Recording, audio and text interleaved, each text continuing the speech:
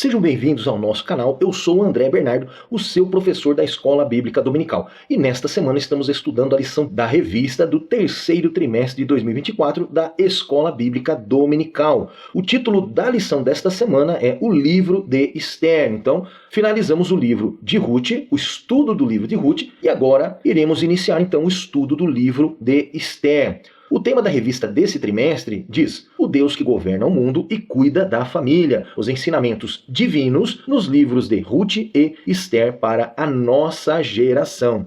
Pegue a sua revista ou nos acompanhe na leitura da introdução, que diz: concluímos o estudo de Ruth. Nesta lição, iniciamos o estudo do livro de Esther.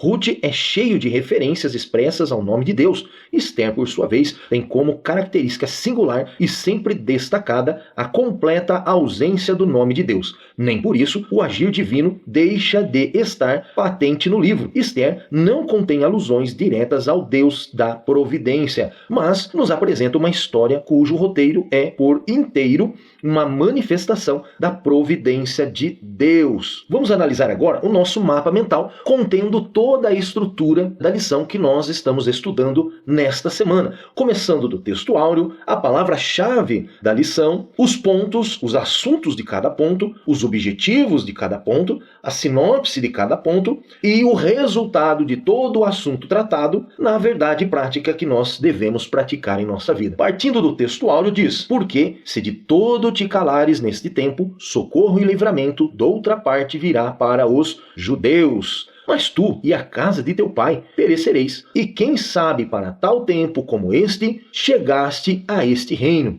Esther, capítulo 4, verso 14. A palavra-chave desta lição é Esther. Nós iremos aprender o significado de Esther na tradução hebraica e na tradução persa. Olha só, o primeiro ponto diz a organização do livro. O objetivo deste ponto é apresentar a organização do livro de Esther. Os assuntos desse ponto são a categorização de Esther, as características literárias e autoria e data. A sinopse desse ponto nos diz: o livro de Esther tem 10 capítulos e está classificado na categoria de livros históricos da Bíblia cristã. O segundo ponto nos diz o contexto histórico do livro de Esther. O objetivo deste ponto é explorar o contexto histórico do livro de Esther. Os assuntos deste ponto nos diz o povo hebreu no exílio, o fim do exílio e o pós-exílio. A sinopse 2, relacionada a esse ponto, nos diz: os fatos registrados no livro de Esther se passam na capital do Império Persa, Suzã, entre o primeiro e o segundo retorno dos judeus para Jerusalém. Agora, o terceiro ponto nos diz propósito e mensagem. O objetivo deste ponto é expor o propósito e a mensagem do livro de Esther. Os assuntos desse ponto são a providência divina, uma falsa estabilidade e a festa de Purim. A sinopse desse ponto nos diz: o propósito do livro é registrar a providência de Deus com seu povo, sua mensagem é a respeito do perigo de se confiar nas falsas estabilidades. E o resultado de todo esse estudo é a nossa verdade prática, que diz: a perfeita vontade de Deus é que nos guia por caminhos que levem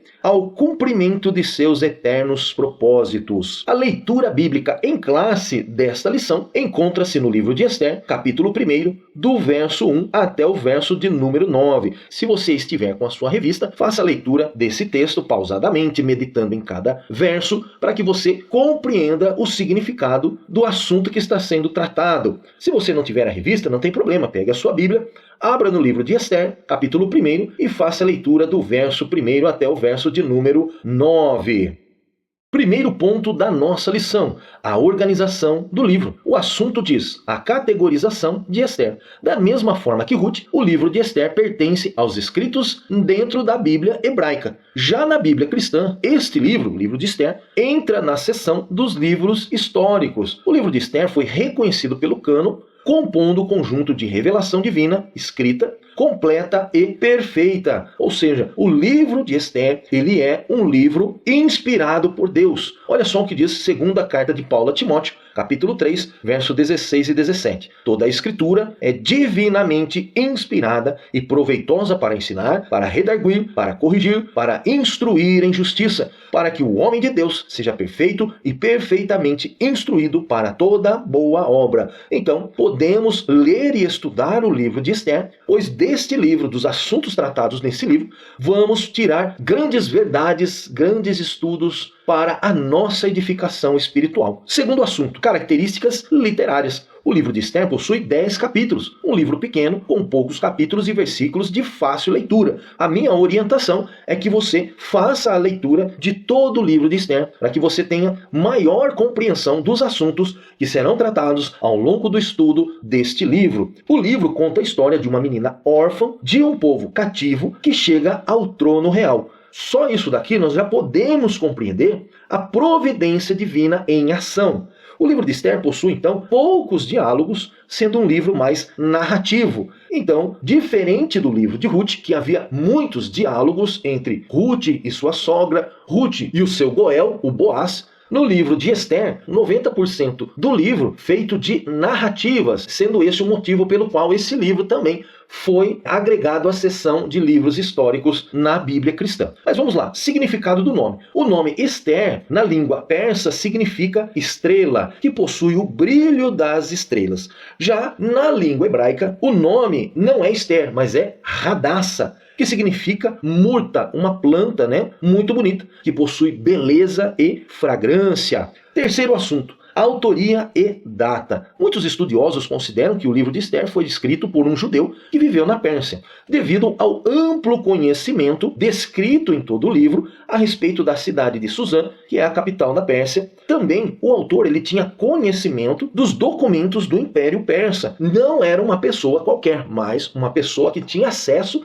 a esses documentos que eram restritos somente àqueles que eram do povo persa. Alguns atribuem o livro de Esther à própria rainha Esther. Outros já atribuem ao seu primo Mardoqueu. Também outros estudiosos chegam a dizer que o livro foi escrito pelo profeta Esdras e outros por Neemias. Acredita-se que o livro seja datado do século V a.C., por volta de 460 a.C., logo após a morte do rei Assuero, ocorrida em 465 a.C.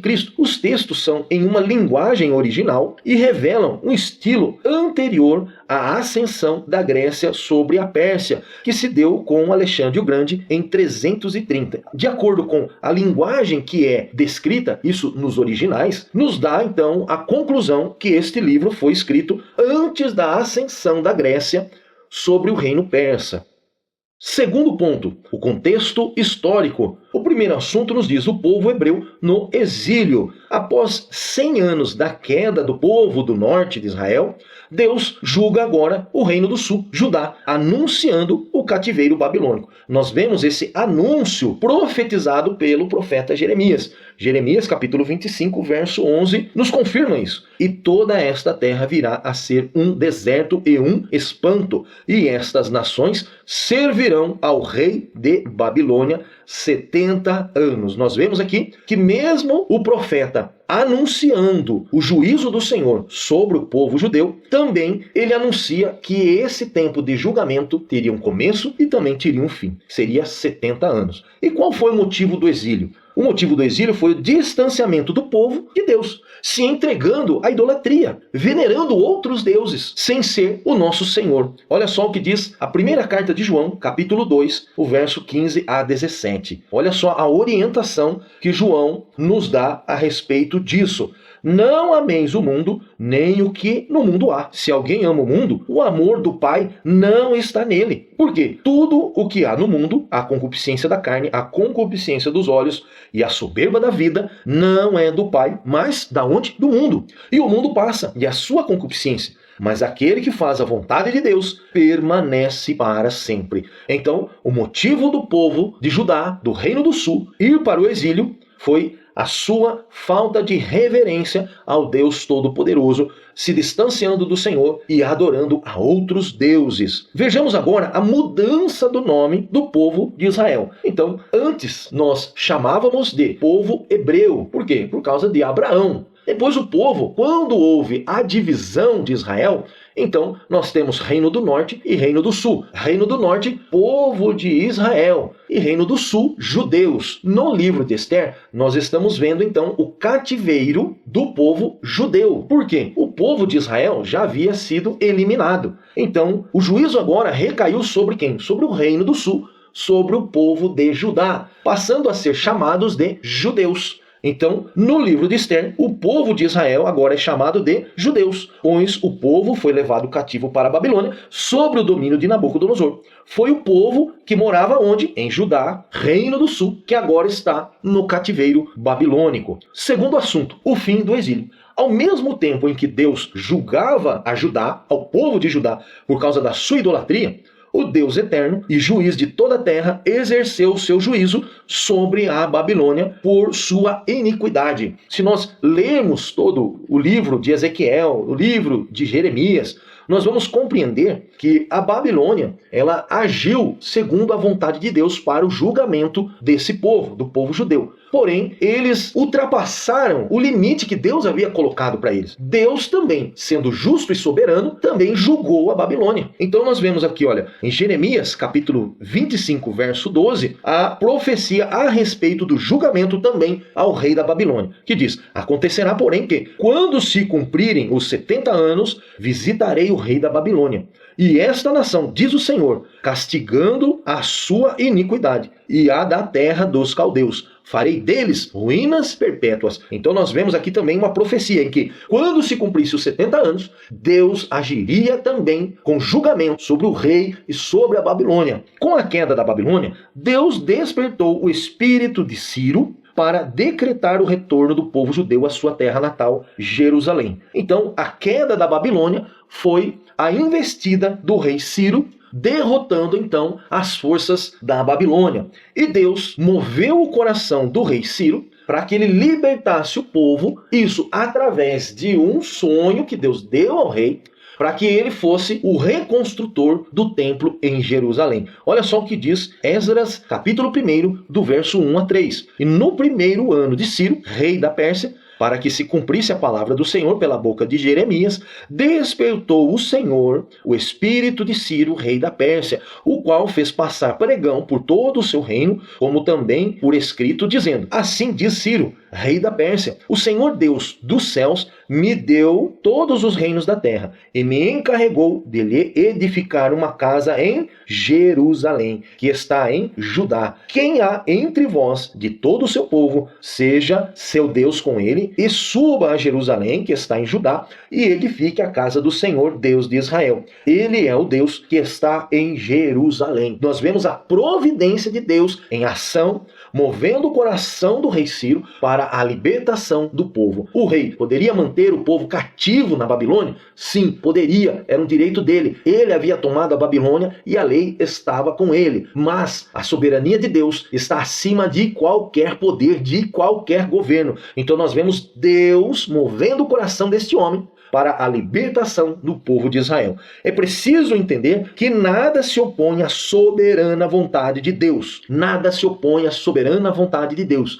Pode-se levantar presidentes, governos, cidades, nada se opõe à vontade de Deus. Deus está no controle do mundo. Tudo está sobre o controle de Deus. E olha só, e qual é a vontade de Deus para os homens? Gálatas, capítulo 1, verso 4, nos responde essa pergunta: o qual se deu a si mesmo por nossos pecados para nos livrar do presente século mau, segundo a vontade de quem? De Deus, nosso Pai. Então, a vontade de Deus é que todas as pessoas sejam salvas, através do quê? Do sacrifício que Jesus Cristo executou na cruz por toda a humanidade. Aleluia! Então, a vontade de Deus para as nossas vidas é que sejamos salvos, é que sejamos filhos do Senhor, que nós voltemos para o nosso Deus Todo-Poderoso. Terceiro assunto, o pós-exílio.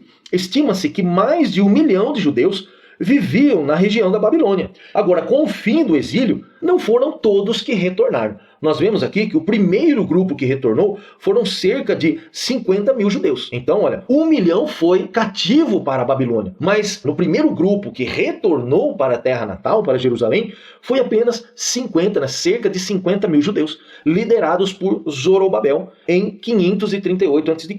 O segundo grupo que retornou foi menos ainda, foi 1.700 judeus liderados pelo profeta Esdras em 458 a.C. E o terceiro grupo que retornou para a sua terra natal, para Jerusalém, foi cerca de 42.360 judeus, liderados agora por Neemias, para que houvesse a reconstrução dos muros de Jerusalém em 445 a.C.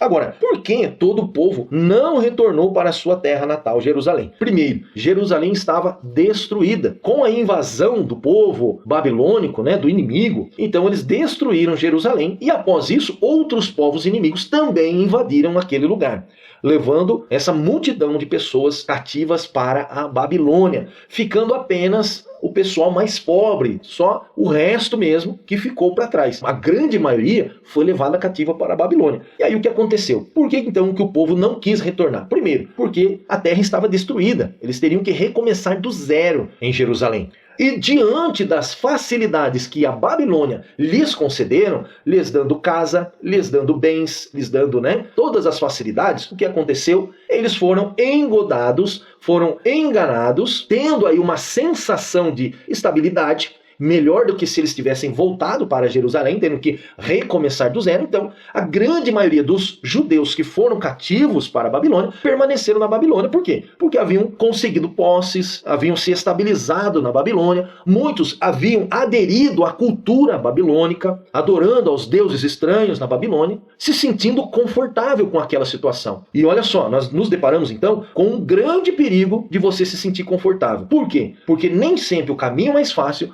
é o melhor caminho. Nem sempre a melhor saída, a saída mais fácil é a melhor saída. Precisamos tomar muito cuidado quanto a isso. O perigo de nos sentirmos estáveis, confortáveis, entregando, confiando em homens e deixando de confiar em Deus. O povo judeu estava confiando em quem? No homem. Estavam confiando nos bens materiais. Não confiavam mais em Deus. Por isso que no livro de Esther nós não temos menção do nome de Deus. Justamente por quê? Por isso. Porque o povo estava confortável com aquela estabilidade. Então para que Deus?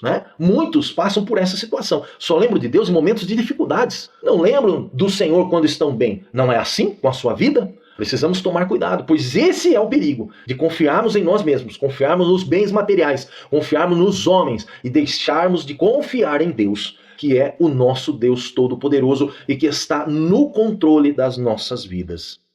Terceiro e último ponto da nossa lição, da nossa aula preparatória da Escola Bíblica Dominical. E para você não perder o nosso conteúdo, eu peço a você, inscreva-se em nosso canal. Também dê o like no gostei se você está gostando desse conteúdo. E também deixe o seu comentário, para que nós possamos saber de onde você está nos assistindo. E é uma forma de você marcar a sua presença nesta aula. Então vamos lá. O propósito e mensagem do livro de Esther. O primeiro assunto nos diz a providência divina. O principal propósito do livro de Esther é registrar o cuidado providencial de Deus com o seu povo a despeito de suas escolhas fora do seu propósito. Ou seja, mesmo nós agindo errado, estando fora da direção de Deus, Deus ainda está no controle das nossas vidas. Deus ainda está no controle. E você só ainda não pereceu, você só ainda não foi subjugado porque Deus está no controle e tem misericórdia de você. Foi o que aconteceu na história do livro de Esther. O propósito dele é justamente mostrar que Deus está no controle e que a sua vontade está acima de governos humanos, de bens materiais.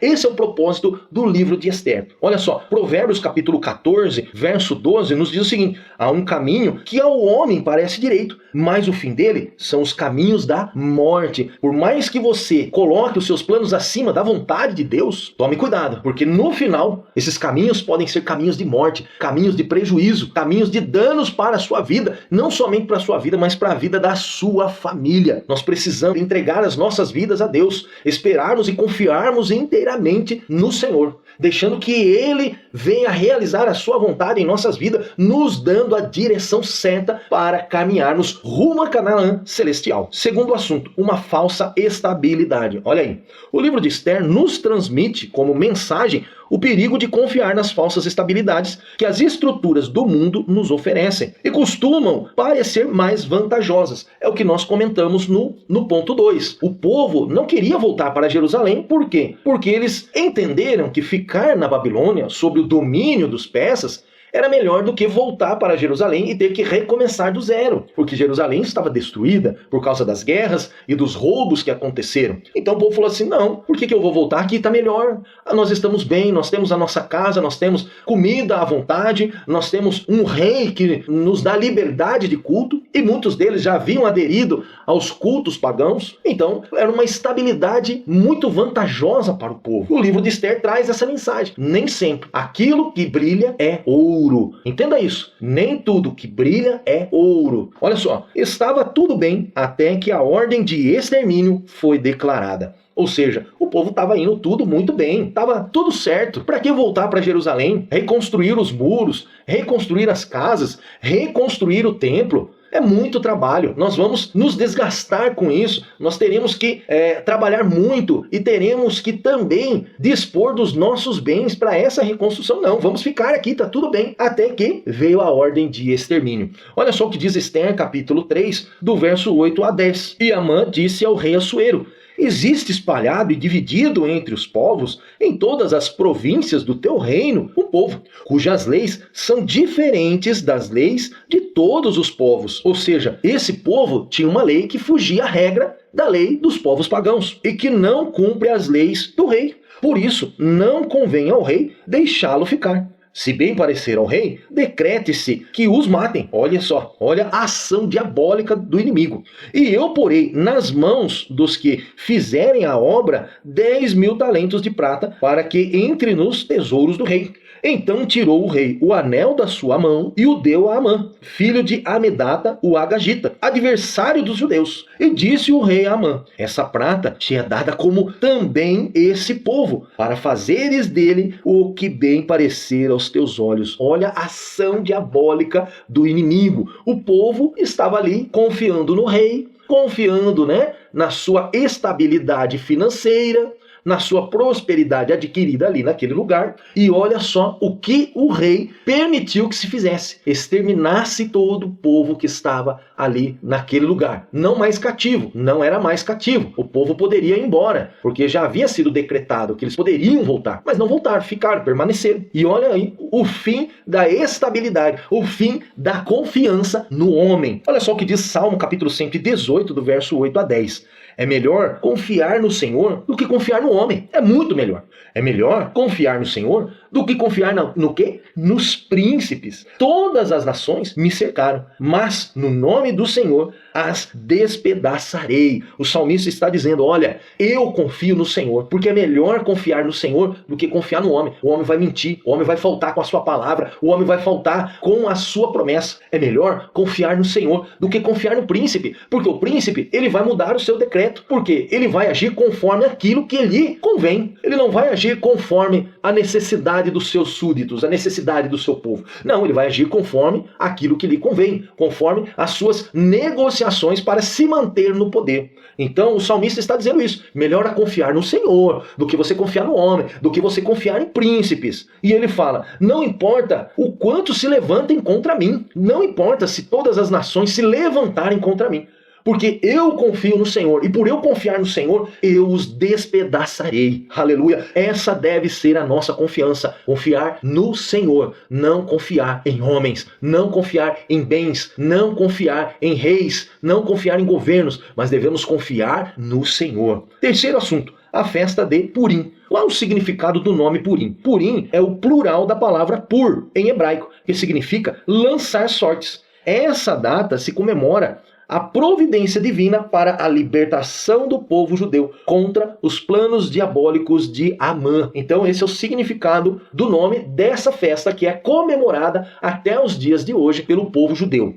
E olha só, Amã lançou sorte para fixar o dia da morte dos judeus. Então essa data, embora seja uma data festiva para os judeus, comemorativa, na verdade essa data, ela decretava o extermínio do povo judeu. Mas Deus estando agindo no meio do seu povo, mesmo que nos bastidores, a soberana vontade de Deus não permitiu, e Deus movimentou todas as peças, falando desta forma, porque Deus, como eu já falei em lições passadas, Deus não deixa a ponta solta. Então Deus vai agir nos bastidores, provendo a libertação do povo de Israel. Olha só o que diz Esther, capítulo 3, verso 7. a respeito de quando Amã decidiu lançar sorte para exatamente o dia que ele ia decretar como sendo o dia do extermínio do povo judeu. Esther capítulo 3, verso 7. No primeiro mês, que é o mês de Nisan, no ano 12º do rei Assuero, se lançou isto é, a sorte perante Amã, para cada dia, para cada mês,